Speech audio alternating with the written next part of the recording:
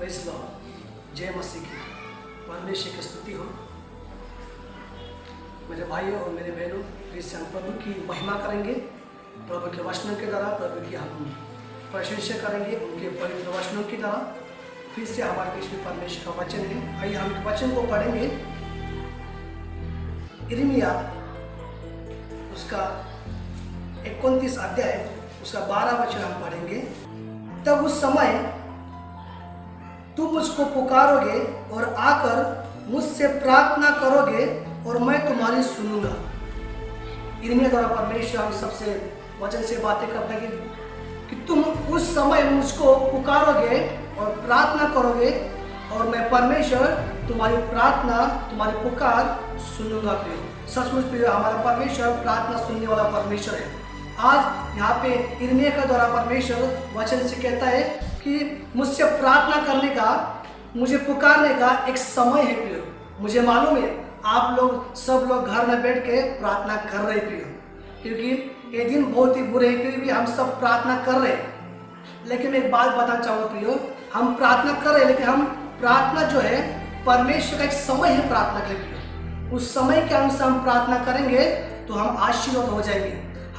हम सब विपत्ति से, संकट से हम छुड़ाए जाएंगे प्रियो, क्योंकि बाइबल में बहुत सी बातें लिखी हुई है कि हम देखते हैं कि निरंतर तुम प्रार्थना करो। हम निरंतर भी प्रार्थना कर सकते हैं प्रियो, हम जागते हुए प्रार्थना कर सकते हैं। लेकिन एक विषय ऐसा है कि जब परमेश्वर के समय में हम प्रार्थना करेंगे, उस समय में हम परमेश्वर को मिलेंगे, परमेश्वर हमसे मिलेंगे, हम परमेश्वर से बातें करेंगे, परमेश्वर हमसे बातें करेंगे। आज मुझे विश्वास है कि सबको लगता है कि आज मुझसे परमेश्वर बातें करें। तो प्रियो, आज परमेश्वर हमसे बातें करने के लिए और हमारे परिवारों को और हमारे जीवन में अद्भुत काम करने के लिए आज हमें परमेश्वर के समय को देखना है कि परमेश्वर को मिलने का, परमेश्वर से बात करने का, परमेश्वर का आशीर्वाद प्राप्त करने का एक कौन सा समय है प्रियो। आइए हम और एक वचन को पढ़ेंगे। यूहन्ना सुवार्ता, यूहन्ना उसका 4 अध्याय उसका 6 वचन में हम पढ़ेंगे। और याकूब का कुआं भी वहां था। अंत यीशु मार्ग का थका हुआ उस कुएं पर यूं ही बैठ गया। यह बात 6 घंटे के लगभग हुई।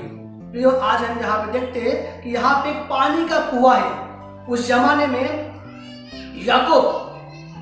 याकूब का वहां पे कुआं है। उस कुएं के पास प्रभु यीशु मसीह आके बैठे हुए प्रियो।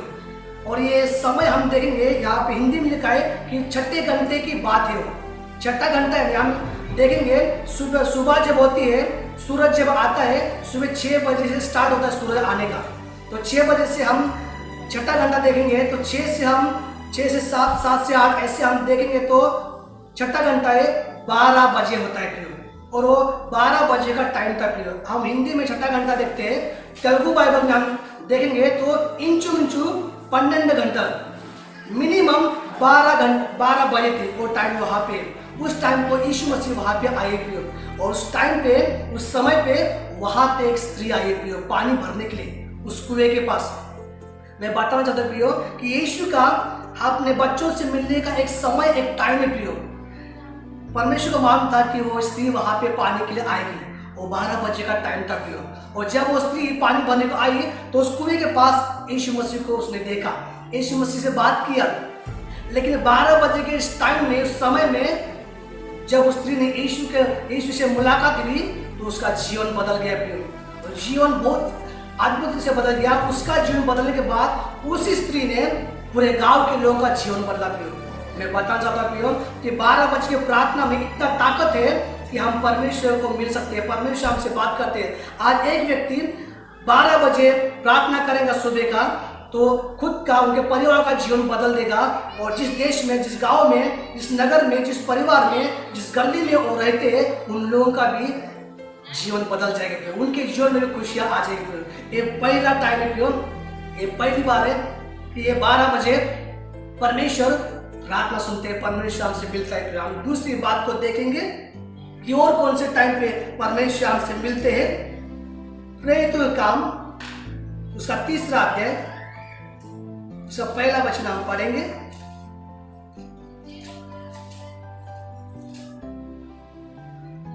और यूहन्ना तीसरे पहर प्रार्थना के समय मंदिर में जा रहे थे। आप हम देखते हैं यहाँ पे पतरस और यूहन्ना तीसरे पहर 3 बजे के टाइम में, दोपहर के 3 बजे के टाइम में मंदिर में प्रार्थना करने जा रहे थे। वहां पे हम देखते हैं जब वो लोग प्रार्थना को जा रहे तो मंदिर के सीढ़ी के पास एक लंगड़ा व्यक्ति वहां पे बैठा है। जब हम 3 बजे, दोपहर के 3 बजे हम प्रार्थना करेंगे तो विश्वास है मेरा कि ये वचन के अनुसार लंगड़े भी हो, लुढ़े भी हो, बीमार हो, समस्या वाले हो, ये प्रार्थना द्वारा चंगाई प्राप्त करेंगे प्रियो। यहाँ पे यूहन्ना और पेत्र जब प्रार्थना को 3 बजे जा रहे तो उनको एक लंगड़ा व्यक्ति मिला वहां पे। वो कुछ आशा से उनसे मांग रहा है कि मुझे कुछ तो मिलेगा। जब उन्होंने पेत्र और यूहन्ना से मांगा तो पेत्र और यूहन्ना ने कहा कि हमारे पास तो पैसा सोना चांदी नहीं, लेकिन हम तुझको आज यीशु को देते हैं। जब उन्हें यीशु को उस लंगड़े व्यक्ति को दिया और उड़ के खड़ा हो गया प्रियो। हालेलुया। सचमुच 3 बजे के प्रार्थना में ये अद्भुत काम होता है प्रियो। और हम तीसरी बात देखेंगे भजन संहिता 121 अध्याय उसका दूसरा वचन देखेंगे। मेरी प्रार्थना तो तेरे सामने सुगंध धूप और मेरा हाथ फैलाना संध्या काल का अन्न बलि हो। हालेलुया। ये प्रार्थना, तीसरा जो प्रार्थना है वो शाम के 6 बजे का प्रार्थना है। वहां पे कहता है कि मेरा जो प्रार्थना है, मेरा जो स्तुति प्रभु शाम का 6 बजे का वो तेरे सामने धूप के जैसा है पिता, एक नैवेद्य के जैसा है। सचमुच प्रियो, आज परमेश्वर को हमारा नैवेद्य चाहिए, हमारी स्तुति का धूप चाहिए, हमारी प्रार्थना का नैवेद्य चाहिए, प्रार्थना का धूप चाहिए परमेश्वर को। सचमुच परमेश्वर इन प्रार्थनाओं को, इस धूप को बहुत पसंद करता है प्रियो। आज ये 6 बजे का टाइम प्रियो, जब हम प्रार्थना करेंगे तो हमारे स्तुति की स्मेल, स्तुति का धूप स्वर्ग में जाएगा और परमेश्वर स्वर्ग से हमें उत्तर देगा और स्वर्ग से हमारे आशीष भेजेगा। हम गीत भी गाते हैं, स्तुति आराधना ऊपर जाती है और उत्तर लेके नीचे आती है। स्तुति आराधना ऊपर जाती है और आशीष लेकर नीचे आती है प्रियो। हाँ प्रियो, सचमुच जब हम 6 बजे के टाइम हम अपने परिवार के साथ परमेश्वर सामने बैठ कर प्रार्थना करेंगे, स्तुति आराधना करेंगे तो हमारी प्रार्थना, हमारी स्तुति ऊपर जाएगी और परमेश्वर हमें आशीष करेगा प्रियो। हम देखेंगे चौथी बात को देखेंगे हम लोग यूहन्ना सुवार्ता उसका 20 अध्याय उसका पहला वचन हम पढ़ेंगे।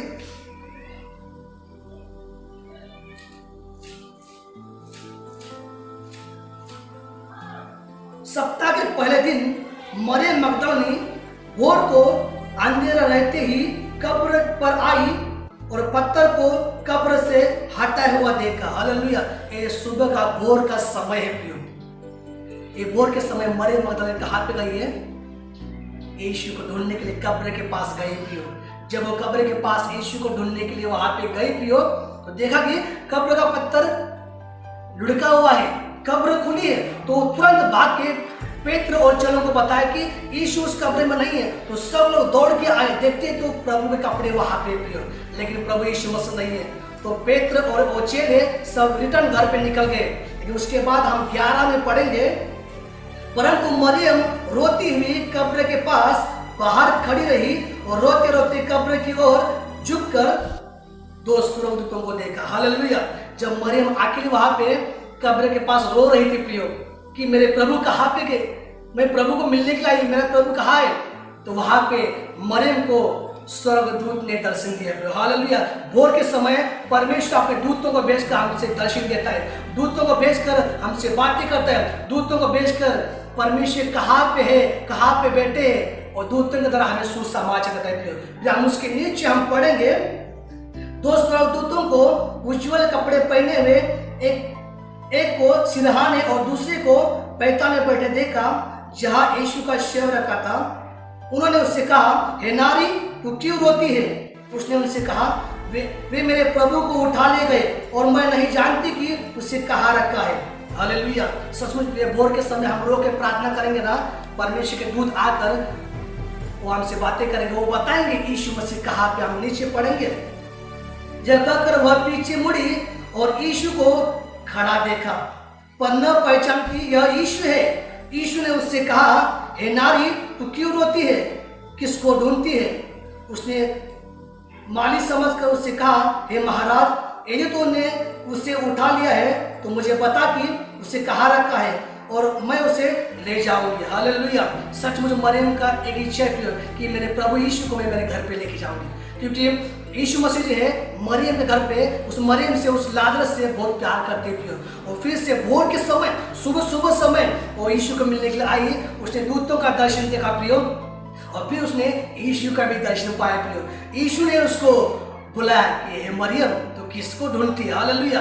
प्रियो, भोर की प्रार्थना में इतना ताकत है, भोर की प्रार्थना में इतना सामर्थ्य है कि परमेश्वर के दूत मिलते हैं, परमेश्वर स्वयं हमसे बातें करता है और हमारी इच्छा, हमारी हर एक कामना पूरी करते हैं। ये चौथी बात। और पांचवी बात को हम देखेंगे प्रेरित के काम उसका 16 अध्याय उसका 25 और 26 वचन हम पढ़ेंगे।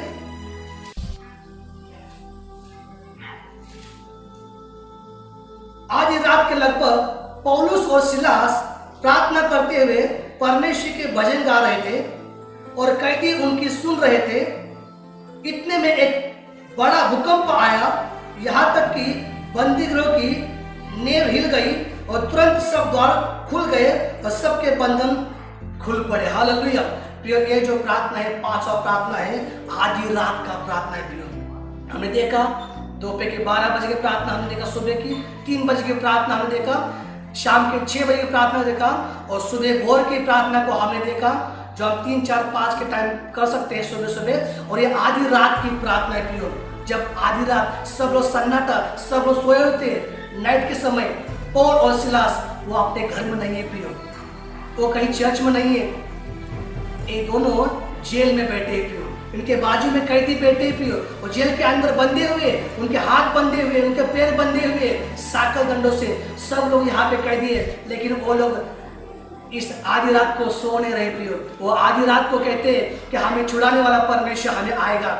और ये दोनों पौल सिलास परमेश्वर की स्तुति, परमेश्वर का भजन, परमेश्वर की आराधना कर रहे, और करते करते बड़ा भूकंप आ गया, आंधी तूफान आ गया प्रियो, और पौल सिलास इन सबके जंजीरें टूट गई और जेल के डोर्स भी टूट गए, और उनके साथ ही जो कैदी थे उनके बंधन भी टूट गए। बाइबल कहती है। हालेलुया। मैं बात बताना चाहूँगा प्रियो, ये 5 टाइम का समय का प्रार्थना है प्रियो।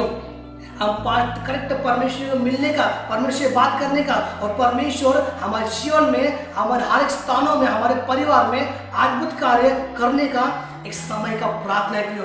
और पौल सिलास की तरह हम जो भी बंधन में रहेंगे, दुख में रहेंगे, तकलीफ में रहेंगे, समस्या में रहेंगे, जो जाल टोना में रहेंगे प्रियो, आज आधी रात में हम उठ के प्रार्थना करेंगे, उस बंधन से छुटकारा पाएंगे प्रियो।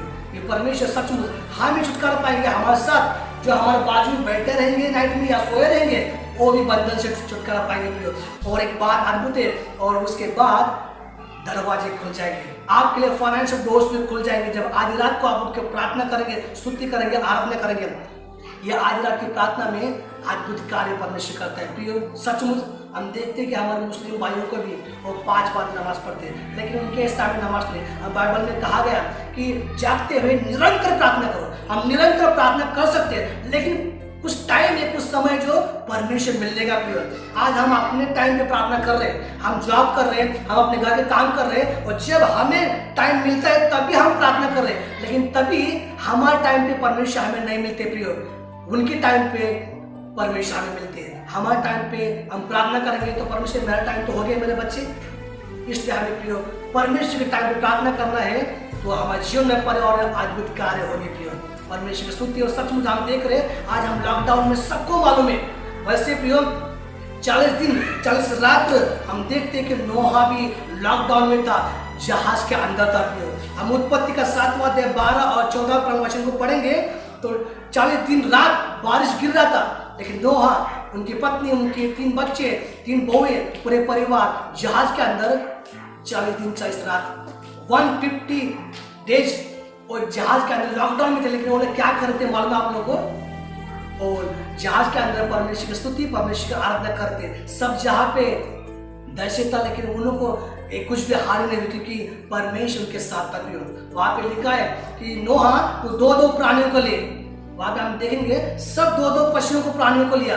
2 क्यों मालूम है, जहां पे 2 या 3 मत्ती सुसमाचार 18 का हम 19 वचन में पढ़ेंगे, जहाँ पे 2 या 3 यीशु के नाम में इकट्ठा होते हैं, उनके बीच में परमेश्वर होते हैं, उनके बीच में अद्भुत काम करते हैं। वहाँ पे नोहा, उसकी पत्नी दोनों, उसके 3 बच्चे, उनके 3 बहू, 2-2 मिलकर उस जहाज के अंदर प्रार्थना कर रहे थे। तो उस प्रार्थना के दौरान उन्हें परिवार और सब लोग बचे थे। सचमुच हमारी प्रार्थना के दौरान, हमारे पास टाइम के समय की प्रार्थना के दौरान मतलब के समय है, उस प्रार्थना करने परमेश्वर हमारे जीवन में, हमारे आड़ोस पड़ोस के जीवन में अद्भुत करेगा।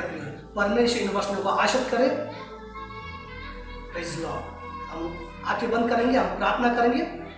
हमारे स्वर्गीय पिता, आपको धन्यवाद करते राजा। सचमुच प्रभु जी, आप समय पे काम करने वाले परमेश्वर पिता, आपने सर्वोपदेश 3 अध्याय के पहले वचन में कहा है कि हर बातों का समय प्रभु जी, इस आकाश के नीचे, इस पृथ्वी पे खाने का समय है, पीने का समय है, सोने का समय है, प्रार्थना करने का समय है, महिमा करने का समय है, दुख का समय है, संकट का समय है, आराधना करने का समय है और खुशी का समय है, नाचने का समय प्रभु जी, आशीर्वाद प्राप्त करने का समय है और परमेश्वर से, यीशु से बात करने का और मिलने का समय प्रभु जी। हम धन्यवाद करते हैं पिताजी। आप पिता परमेश्वर, इन वचनों के द्वारा प्रभु जी आपने हम सबको आशीष दिए पिताजी। हम विश्वास करते हैं कि प्रभु आपके बाइबल के अनुसार हम भी आपको मिलना चाहते हैं, आपसे बातें करते हैं, आप भी आपकी आवाज़ हम सुनना चाहते हैं पिताजी।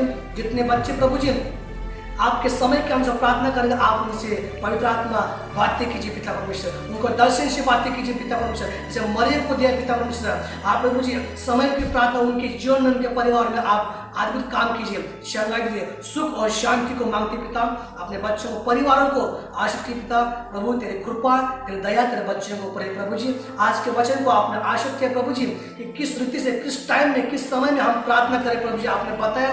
हम धन्यवाद करते मेरे खुदा, आपके नाम को हम ऊंचा उठाते पिता। स्वर्गीय पिता, आपकी प्रशंसा करते, महिमा करो आपके तरह जा, यीशु के नाम में मांगते, सुन ले पिता।